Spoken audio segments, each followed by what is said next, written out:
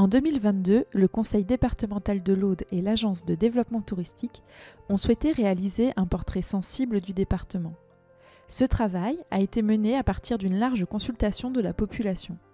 Près de 1600 Audois ont ainsi partagé leur perception, leur connaissance et leur amour du territoire. Le MOOC qui vous est proposé ici est constitué d'une collection de 11 vidéos thématiques créées à partir des résultats de cette étude. Conçu comme un outil pédagogique, il a pour objectif de vous faire découvrir ou redécouvrir les différentes facettes de l'identité du département pour mieux le comprendre et en connaître toutes les richesses.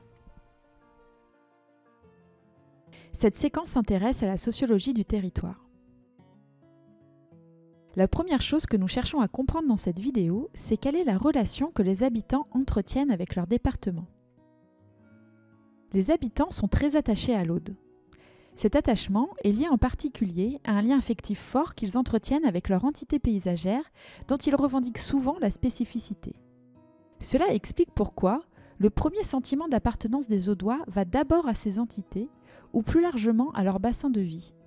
Pour autant, ce sentiment d'appartenance n'est pas unique et il se combine avec d'autres et en particulier avec le sentiment d'être Audois.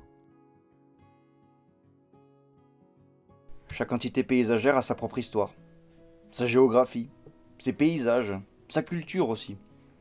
Quelqu'un du Lauragais se sentira d'abord du Lauragais, tout en étant tourné vers Toulouse.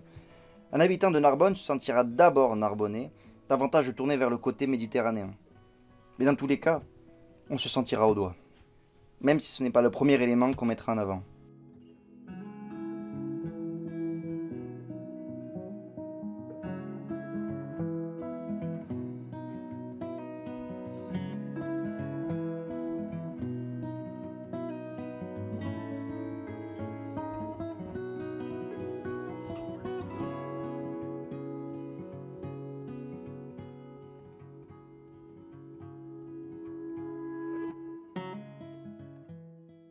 Le lien très fort que les Audois entretiennent avec leur territoire et que nous venons d'évoquer repose sur un attachement à la terre, à la diversité et à la beauté des paysages et à la richesse du patrimoine et des terroirs.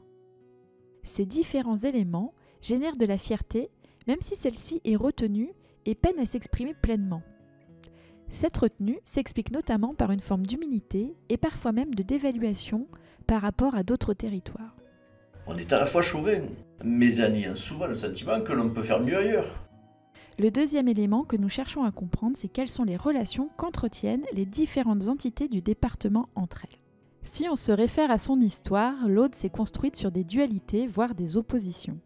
D'abord entre Carcassonne et Narbonne, qui étaient considérées comme des sœurs ennemies, puis entre l'est et l'ouest du territoire, le littoral et l'intérieur des terres, la ruralité et l'urbanité.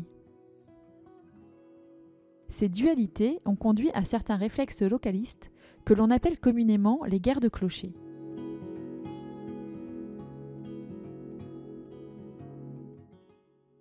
Des réflexes localistes qui ont entravé l'unité et l'action collective par le passé, même si le territoire a toujours su faire bloc lorsque c'était nécessaire. Des clivages d'ailleurs qui se dépassent avec une aspiration à de nouvelles formes de collaboration portées par les acteurs du territoire qui développent de plus en plus des initiatives collectives.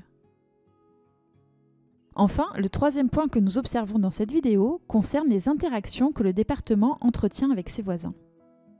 L'Aude dispose d'une position géographique stratégique qui lui a valu dès la Rome antique d'être positionnée comme un axe incontournable pour les échanges commerciaux.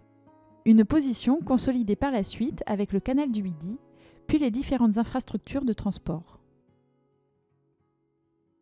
Cette position stratégique a permis à l'Aude d'être au carrefour de diverses influences culturelles dont on retrouve aujourd'hui des traces dans sa langue, son architecture et les fêtes.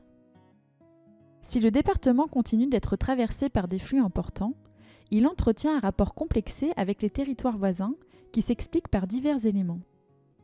Le sentiment qu'il n'a pas toujours su profiter de cette position stratégique, le sentiment d'être tiraillé entre deux grandes métropoles que sont Montpellier et Toulouse, des difficultés à percevoir ses propres singularités par rapport à des voisins aux identités plus marquées.